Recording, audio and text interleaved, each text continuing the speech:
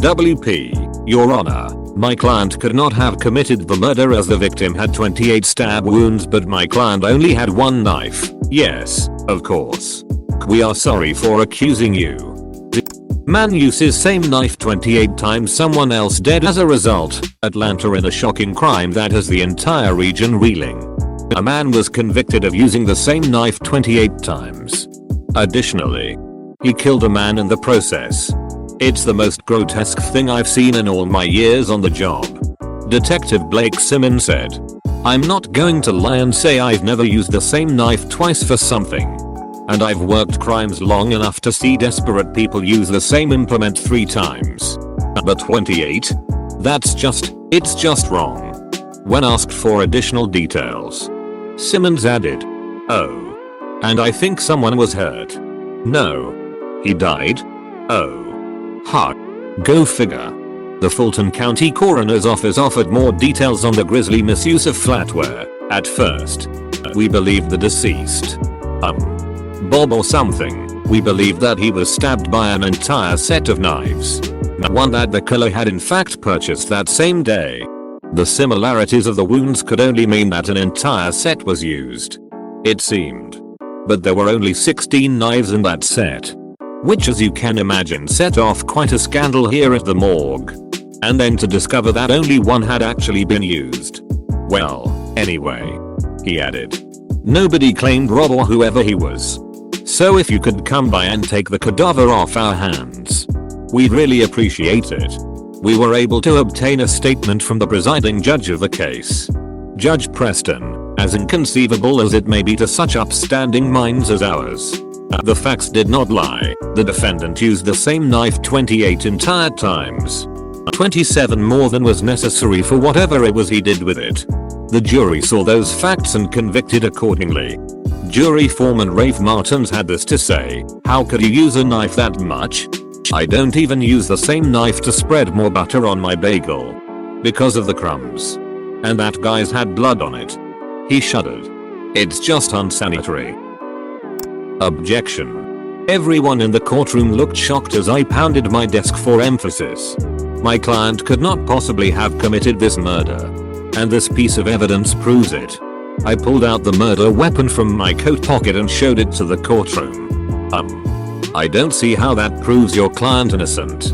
That is his own knife. Isn't it? The one that was matched to all 28 stab wounds? Yes. But do you see anything else that's special about it?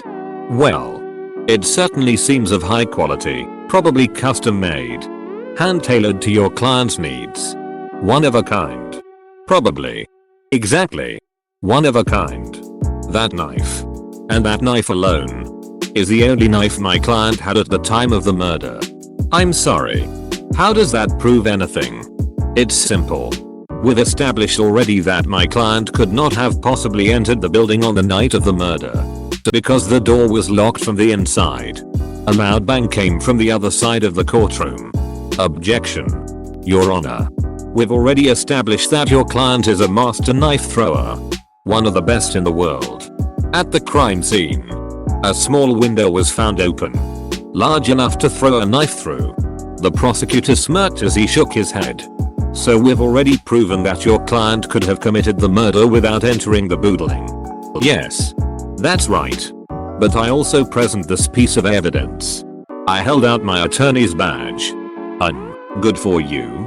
The judge looked confused and slightly disappointed. I fail to see how that has any relevance here. Oh. I'm sorry. I mean this piece of evidence. I pulled out a photo of the murder victim and showed it to the court. Yes. That's the murder victim. Killed with your client's knife. Exactly. And it shows the victim had 28 stab wounds. But my client had only one knife. Certainly. My client is a master knife thrower. One of the best in the world. But even he isn't skilled enough to throw the same knife 28 times. The courtroom roared with confusion. Order. Order. The judge yelled. Well. I see how this proves that your client could not have committed the murder. The court deeply apologizes for our mistake. I now pronounce the defendant. Throw more knives. Not objection. Your Honor. The prosecutor loudly smashed his fist down on his desk. I admit, you may have proven the defendant could not have committed this crime. But then, who actually did? Wait. What? I have to answer that too? Yeah. You kinda do. Don't you know how these cases work by now? I pointed to the witness. Her? Yeah. It was her. It must have been her. And I can prove it. I hastily scrambled through my coat pockets and fished out whatever evidence I could find. Let's see. Okay. We've got this half-finished granola bar I found at the crime scene. I pointed at the elderly woman on the stand, who quickly scarfed down another of her seemingly infinite supply of granola bars before replying. Oh yeah? So what? I already told you. I dropped it when I found the body. You're going to convict me for that? Lawyer boy? No. But look closely at the bar. If you look, the wrapper is pulled off to the right. But the bite marks are made from the left side. This means that when this granola bar was eaten, it must have been in your left hand. The witness shoved the rest of her granola bar into her mouth. Yeah. So what? She said, before pulling out another bar in a flash. So, as everyone in the court can see, you normally eat your granola bars with your right hand. But at the time of the murder, this granola bar was in your left hand. The only reason it would have been in your left hand is if you were holding the murder weapon in your right hand. Impossible. The witness exploded in a fit of rage, crushing her granola bar and sending chunks flying everywhere. No. That bar, it was in my right hand. I swear.